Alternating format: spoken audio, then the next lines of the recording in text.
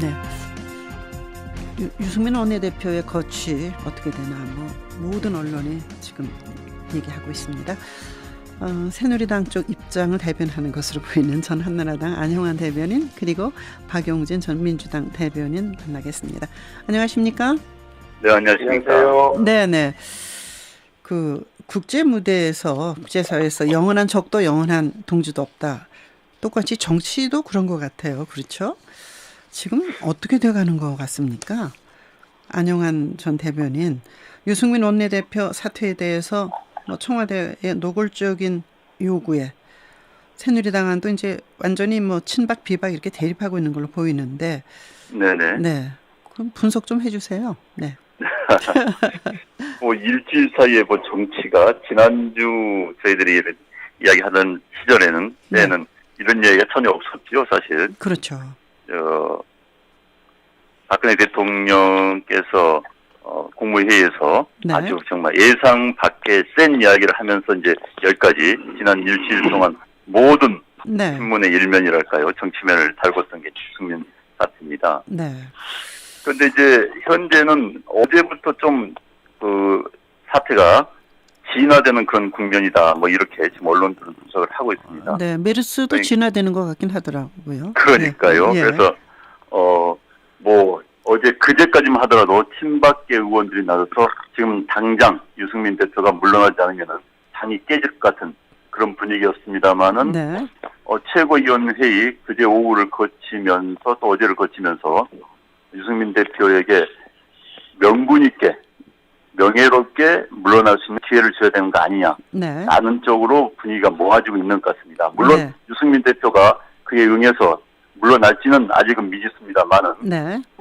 친박계 당장 물러나라고 주장했던 친박계 의원들도 시간을 좀 줘야 되는 거 아니냐는 것에 대해서 동의를 하고 의총을 열려던 개최하려던 그런 움직임도 일단 중단됐고요. 네. 또 친박계 의원들의 인터뷰도 지금 굉장히 자제되고 있는 것 같습니다. 네, 김무성 대표가 자제해달라고 정식으로 그렇죠. 요구까지 했던 것 같아요. 네, 그리고 이제 비박계 의원들, 특히 이제 유승민 대표를 버티게 하려던 그 비박계 의원들도 결국은 유승민 대표가 물러나지 않겠느냐, 단 시간을 가지고 명예롭게 물러날 수 있도록 해야 된다는데 의견이 모아지고 있는 것 같습니다. 하지만 유승민 대표가 또 물러나지 않겠다고 버티면 또 할 수 없는 거고요. 그래서 전체적으로 이 상황은 조금씩 진정 국면에 접어들고 있다는 게 대체적인 분석 같습니다. 네, 그 대체적인 분석을 나오게 한 힘은 역시 이제 의원들의 숫자가 아닐까 이렇게 보는 측면이 있는데요. 친박과 비박의 지지세를 분석해 보면 어떤가 하는 생각도 해봅니다. 안형환 대변인 어떻게 생각하세요? 그 점은?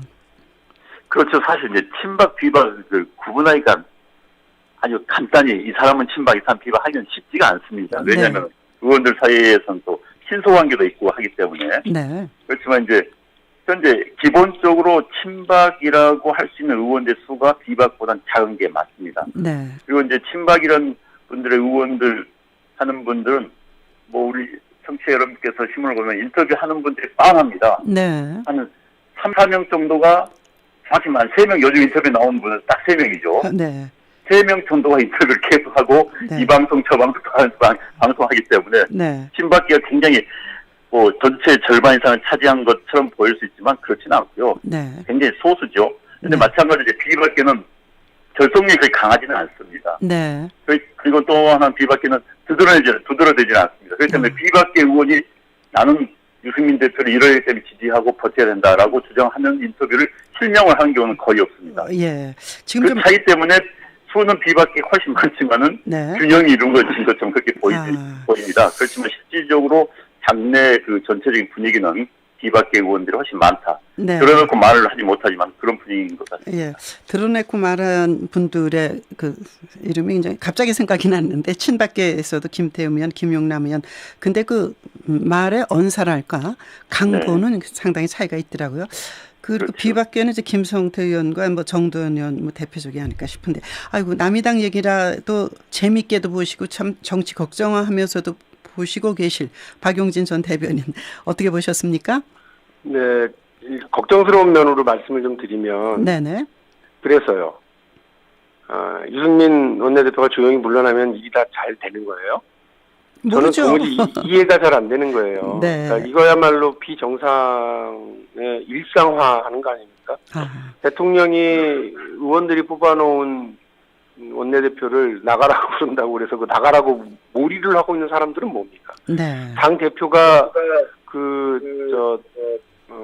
수평적인 당청 관계를 만들겠다고 공약하고 당선된 김무성 대표가 네. 이러한 수직적인 당청 관계를 만들려고 하는 대통령에 대해서 네네. 제대로 이야기 못하고 물론 가슴앓이 하는 네. 이유는 알겠습니다만 박용진 대변인 원내대표를 전화가 하워링 이렇게 네. 울림이 자꾸 나는데요. 예. 글쎄요. 네, 계속 말씀해 줘 보세요 한번. 네. 이렇게 그냥 수직적 당청 관계를 만드는데 수수방관하고 있는 당 대표는 이게 정상적인 건가? 네. 한국 정치가 정상적으로 가고 있는 건가? 이런 생각을 당연히 할 수밖에 없죠. 네, 네. 여당 내부에 좀 이런 문제에 대해서 제대로 이야기하고 이렇게 하면 안 된다라고 얘기하는 사람이 왜 없는지, 그리고 대통령 주변에는 왜 이런 일에 이렇게 네. 하면 안 되는지에 대해서 얘기하는 사람이 없는지. 얘기한 사람은 새누리당에는 있었죠. 아까 말씀드린 김성태 의원, 정도원 의원 같은 사람들은 이제 분명히 얘기를 했던 것 같고요. 청와대에 대통령의 이런 잘못된 행태에 대해서 지적을 하고 반박을 했는지 모르겠고요. 네. 더 걱정인 건 청와대는 왜 대통령 귀에는 대통령 입에는 쓰고 네. 귀에는 거슬리는 이런 얘기를 하는 사람이 아무도 없는지 모르겠어요. 예. 그런 사람들이 충신입니다. 그런 얘기 안 하는 사람들을 주로 간신이라고 하는데요. 네. 답답합니다. 대통령 주변에 충신이 없는 것 같아요. 아니, 또 너무 그러지 마세요. 간신이란 영화 나왔다고 또 간신이란 말씀까지.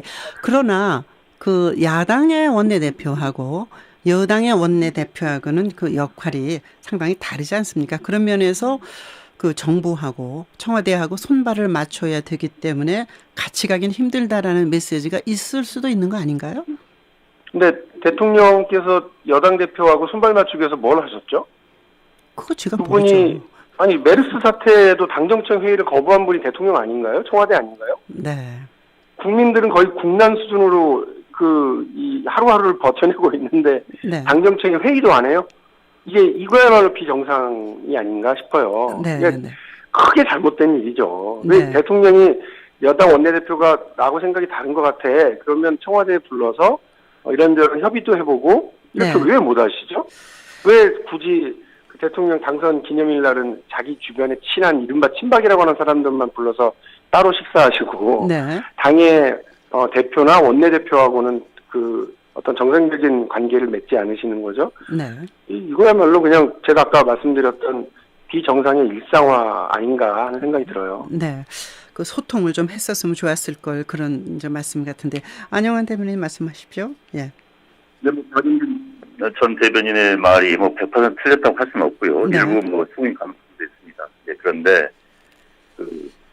현재 여당의 역할이라는 게 항상 대통령제 하에서 여당의 역할이라는 게 굉장히 이중적인 모습을 가지고 있습니다. 네, 네. 기본적으로 국회를 구성한 한 파트로 본다면은 행정부를 견제하고 또 국회의원으로서의 역할을 다 해야 되겠지만은 네. 또 이 박근혜 정부를 만든 것은 새누리당입니다. 그래서 네. 박근혜 정부와 같이 하는 국정을 운영하는 공동 책임이죠. 그래서 정부 여당이라고 하지 않습니까? 네. 그래서 정부 여당이 한 파트로서의 또 두 개의 역할을 가지고 있는 겁니다. 네. 그러다 보니까 현재 원내대표, 박근혜 대통령이 원내대표에 대해서 지적을 하는 것은 정부 여당이란 파트에서 보는 원내대표죠. 네. 같이 정부 여당이 이끌어가서는 손발이 맞고 정책 이끌어가서 국정 운영해야 되는데 손발이 맞지 않는다. 이런 측면으로 봐야 될 것 같습니다. 네. 현재 국회에 있는 국회의원의 한 명으로서의 새누리당의 원내대표가 아니라 네. 정부 여당을 함께 일하는 정책을 논의하고 정책의 일치 합의를 끌어갈 수 있는 그런 원내대표 차원에서 이야기가 있었기 때문에 네. 그런 이해를 해야 됐을 것 같고요. 예. 그런데 뒤에 아까 말씀해 주셨던 소통 부분 저도 사실 안타깝습니다. 네. 이런 일이 일어나기 전에 대통령, 무슨 당대표, 원내대표 관련자들 모여서 같이 상의를 하고 논의했으면 하는데 그런 것이 없었던 것은 저도 상당히 네. 안타깝게 생각하고 있습니다. 그래서 한 언론에서는 소통의 병기인 줄 알았더니 아닌 것 같다. 확실하게 얘기하고 물러나라 이병기 실장을 지적한 컬럼도 봤습니다만은. 네, 맞습니다. 네. 그런데 그 박근혜 대통령 국무회의에서 그 발언 이후 이제 국회법 못 받겠다는 그 발언 그리고 유승민 원내대표를 지적한 원내 사령탑의 역할 두 사람이 다 지지율이 올라갔어요. 이런 현상을 어떻게 봐야 될까요? 박용진 대변인 이번에 먼저 말씀하실까요? 네, 각각이 좀 다른 그 질문 사안들이죠. 왜냐하면 대통령의 국정 수행 지지도라고 하는 건 대통령이 국회법과 관련해서 본인이 헌법의 수호자로서의 역할이 규정되어 있지 않습니까? 대통령직이라고 하는 게. 네. 그래서 국회법이 헌법과 충돌한다라고 하는 점을 지적하고 어떻게 보면 또 이제 그 위기의 정치를 구사하시는 거죠. 네. 그렇게 했을 때 대통령의 지지층이 결집하는 효과가 있을 거다라고 봐요. 아, 네. 특히나 이번에 국회법에 대한 찬반도 보면 네. 관련 여론조사에서 이른바 대통령의 지지층이 강한 TK 지역 60대 이상 네.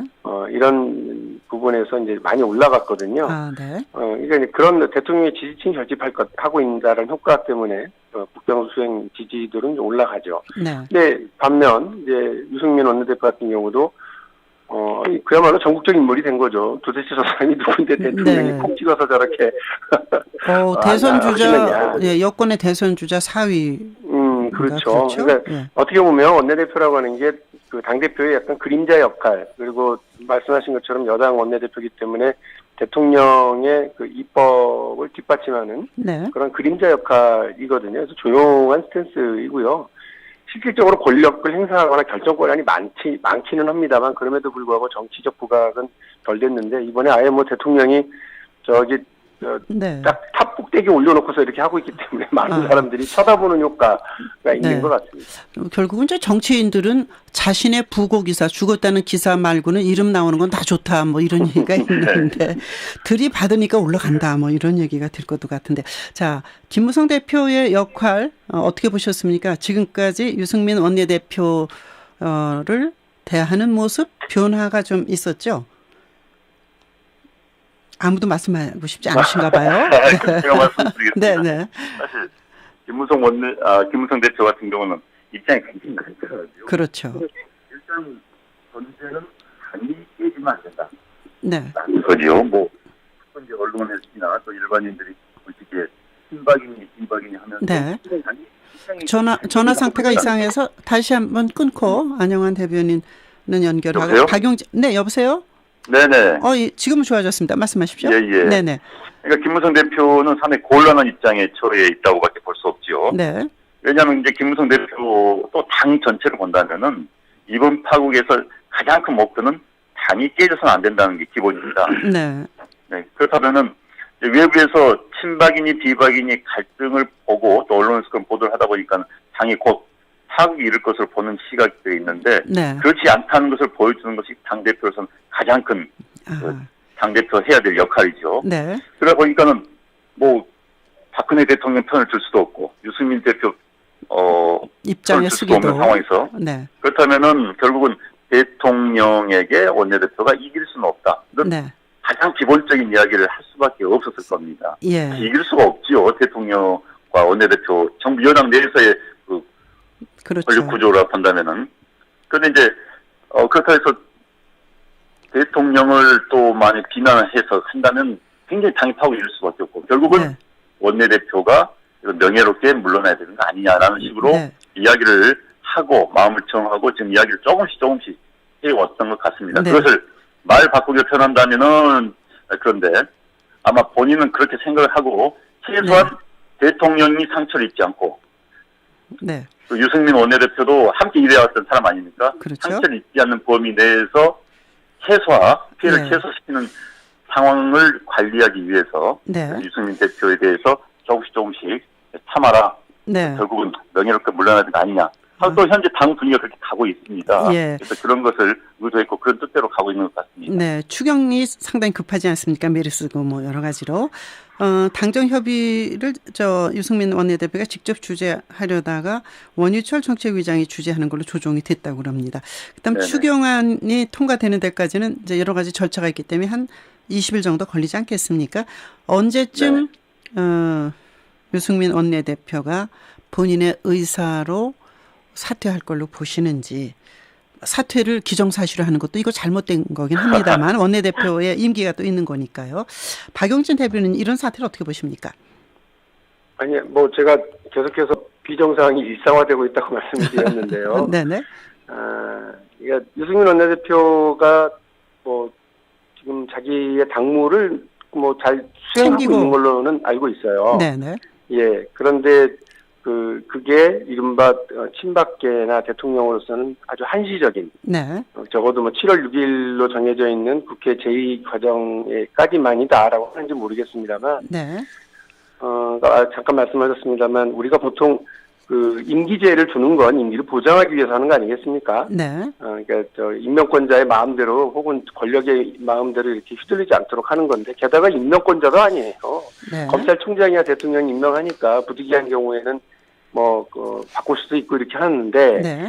여당이든 야당이든 국회 원내대표, 교섭단체 원내대표인데 그 원내대표를 대통령 행정부의 수장이 이렇게 네. 바꾸라고 사인하고 바꾸겠다. 그리고 그 시한을 정하고 네. 이렇게 한시적인 활동을 진행하고 있는 모습이 예. 국민들이 볼 때 상당히 비정상적인 상황이라고 볼 수밖에 없고요. 네. 되게 불행한 일이죠. 그러니까 네. 삼권분리 최근에 들어서 많이 얘기가 되고 있는데 네네. 행정부의 수장입니다. 대통령은 어떻게 엄격히 그렇죠. 얘기를 하면. 예. 그런데 입법부의 운영을 위해서 만들어 놓은 교섭단체의 원내대표를 네. 행정부의 수장이 바꾸라고 얘기해서 바꿔지는 그런 상황으로 간다면 그야말로 불행한 일로 끝날 거라고 생각을 합니다. 네, 뭐 바꾸라고 해서 바꾸는 게 아니라 유승민 원내대표 스스로 명예롭게 퇴진할 수 있는 시간을 갖고 그렇게 할지도 모른다. 뭐 이게 이제 여권에서 보는 시각인 것 같은데. 그야말로 그런 걸 두고 눈 가리고 아웅한다고 그러는 거죠. 네. 그 새정치연합 쪽 얘기 조금 해주세요.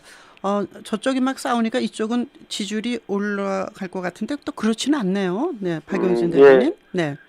정당에서 그러니까 선거에서 선택지는 상대가 미우면 이쪽 다른 반대쪽을 찍기 마련인데요. 네. 정치 여론조사에서의 지지도는 그렇지는 않죠. 그러니까 좋아야 대답을 해주는 거고 네. 싫어하면 무응답으로 빠져버리기 때문에요. 지지층이 네. 쉽게 바뀌지는 않습니다. 그런가요? 그래서 오히려 이제 뭐 지지율이 올랐느냐의 문제보다는 이 와중에 야당 내부에 있었던 분란의 씨앗들이 좀 사라지느냐 혹은 봉합되느냐 이렇게 네.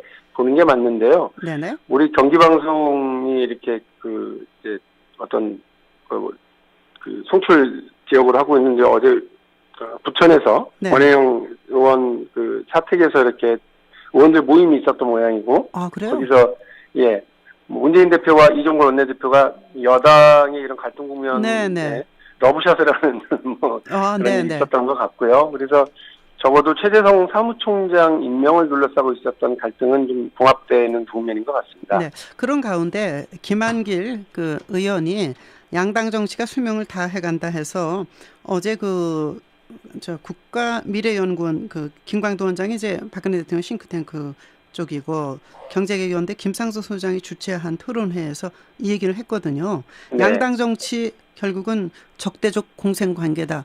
그렇다면 이제 김한길 의원의 말이 꼭 맞다는 것보다는 그렇다면 그냥 비노하고 비박이 모여서 당 하나 만들고 뭐 이런 것도 가능하지 않은가. 또 새정치연합의 원로 5명의 신당을 위한 회동을 했다는 기사가 엊그제 있지 않습니까? 권노갑, 정대철, 이용희, 김상현 이런 고문들이요. 이제 적어도 김한길 대표는 이제 그 얘기를 하는 거죠. 그러니까 네.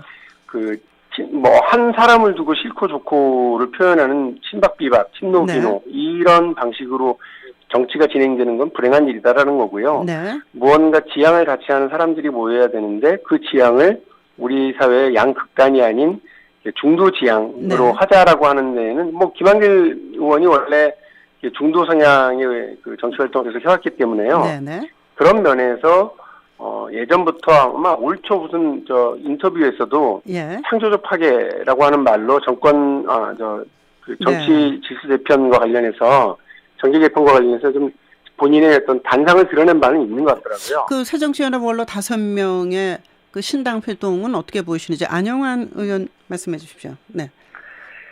5분이 현재 정책 영향력이 있는 분들은 아니고 원로들이시죠. 네. 그래서 그분들의 역할 또 그분들의 뜻이 얼마나 현실에 반영될 수 있을지 모르겠습니다만 문제는 이게 상징성이 있는 겁니다.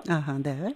그분들이 어찌됐든 신당 이야기를 노골적으로 이야기한다는 건 그동안은 펜션에 대해서 이곳저곳에서 신당 이야기만 나왔지만은 모여서 네. 구체적인 이야기를 했던 건 아마 이번이 처음이 아닌가 싶습니다. 네. 그래서 이제 그런 의미가 있는 것 같고요. 더 의미가 있는 것은 김한길 전 대표의 다당체제, 네. 양당제, 저는 적대적 공생관계에 있는 현재 양당 체제를 깨야 된다는 이야기를 김한길 전 대표가, 사실 김한길 전 대표, 김한길 의원은 네. 현재 비노의 실질적인 감독입니다. 아하, 네.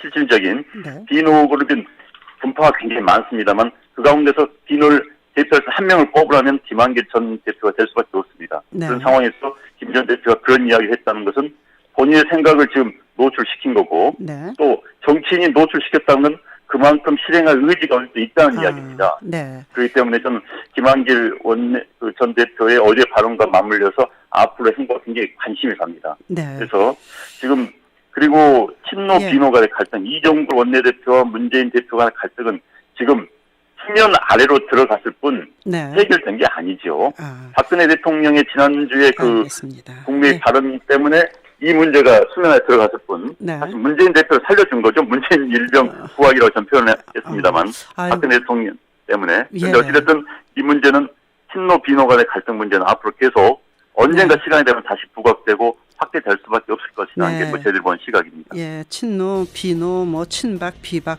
아, 국민들이 뭘 원하는지를 좀 생각했으면 좋겠습니다. 오늘 두 분 말씀 잘 들었습니다. 고맙습니다. 네, 네, 감사합니다.